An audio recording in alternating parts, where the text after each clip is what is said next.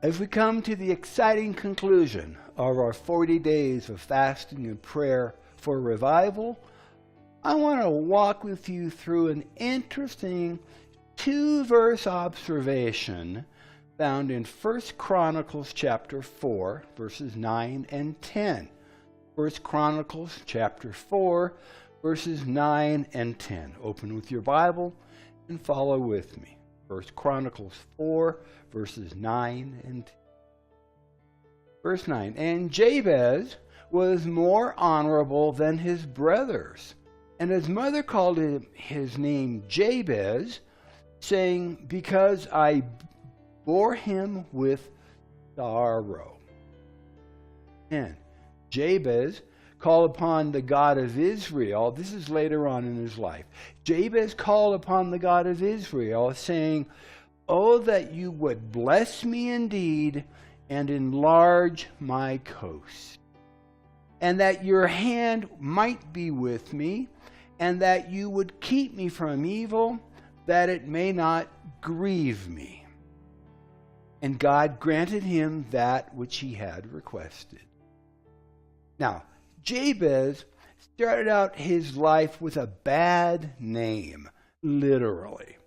The principle that we're referring to here is that name denotes character. Now, this comes from Adam, the original man, because Adam had the task of naming the animals, and he named them based on some characteristics. So, name denotes character.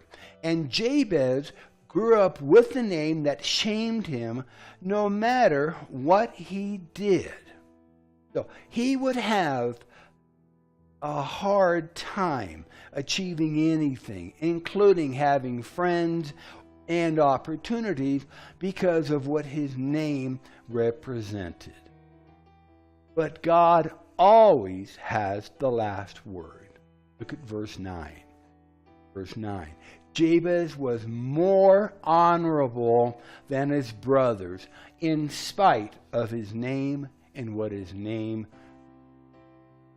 Somehow, Jabez's character was very different from what his name said about him. And in the middle of all of this anxiety, opposition, and frustration, Jabez had a relationship with the Lord that God would later honor. Not only did Jabez know about God, he had confidence that God would hear his prayers and that God would answer them. And we can know this because Jabez had asked for the Lord to do things that would benefit others as well as himself, and he approached the Lord with boldness, not hesitating or doubting. The phrase, enlarge my coast, meant to enlarge his sphere of influence. That, in and of itself, was a huge request. Remember that his name meant that his mother had birthed him in sorrow. What was that sorrow? Was it childbirth? Was it her inability to care for him? Or was there something more ominous that we can only imagine that caused her to not only give her child a name that would shame him, but would remind her of a tragic event? We don't know. But Jabez was an overcomer. Jabez had a vision for his life. And whatever that vision was, it had not yet been fulfilled, and Jabez was seeking God's help in achieving his destiny. And we know that if we seek the Lord with our entire being, that not only will he be found, but that he will give us the desires of our heart.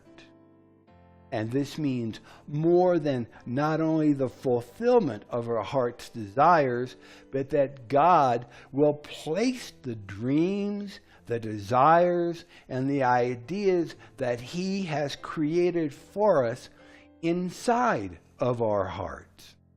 And then He will fulfill those dreams, desires, and ideas that He created us to achieve. Now listen to the second part of Jabez's request. That you will keep me from evil, and that these things would not grieve me. This request was that Jabez would have things, but that the things would not have him. Let me say that again. His request was that he would have things, but things would not have him.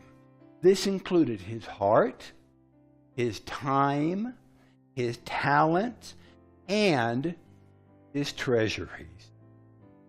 Jabez knew God, and God knew Jabez. Look at what others had said to the Lord. In 1 Chronicles 29, verses 11 through 12. 1 Chronicles chapter 29, verses 11 and 12. Thine, O Lord, is the greatness and the power and the glory and the victory and the majesty. For all that is in heaven and on the earth is thine. Thine is the kingdom, O Lord, and thou art exalted as head above all. Both riches and honor come of thee, and thou reignest over all. And in thine hand is power and might. And in thy hand it is to make great and to give strength to all. 1 Chronicles 29, 11 and 12. Proverbs chapter 10, verse 22. Proverbs 10, 22. The blessing of the Lord, it makes rich, and He adds no sorrow to it. The blessing of the Lord, it makes rich. He adds no sorrow. In 1 Kings chapter 3, we read 1 Kings chapter 3, verses 7 through 14. Solomon prayed to the Lord, and he said, I am but a little child. I know not how to go out or how to come in. And thy servant is in the midst of thy people, which thou hast chosen, a great people that cannot be numbered nor counted for multitude. Verse 9, give therefore thy servant an understanding heart to judge thy people, that I may discern between good and bad. For who is able to judge this thy so great a people? And this speech, this request, this prayer, this petition pleased the Lord, that Solomon had asked this thing. And God said unto him, because thou hast asked this thing, and hast not asked for thyself a long life, neither hast asked riches for thyself, nor hast asked the life of thine enemies, but hast asked for thyself understanding to discern judgment. Behold, I have done according to thy words. Lo, I have given thee a wise and an understanding heart, so that there was none like thee before thee, neither after thee shall any arise like unto thee. Verse 13, and I have also given thee that which thou hast not asked, both riches and honor, so that there shall not be among the kings any like unto thee all thy days. And if thou wilt walk in my ways to keep my statutes and my commandments, as thy father David did walk, then I will lengthen your days. In 1 Kings chapter 4, 1 Kings chapter 4, verses 29 and 30. And God gave Solomon wisdom and understanding exceeding much, and largeness of heart, even as the sand that is on the seashore. And Solomon's wisdom excelled the wisdom of all the children of the east country and all the wisdom of Egypt. Jabez was able to approach the Lord with such bold requests because of his humbled heart. And a humbled heart is a part of obedience that comes from fasting and praying. And it pleased the Lord to bless Jabez and to honor his requests, just as for King David and for King Solomon.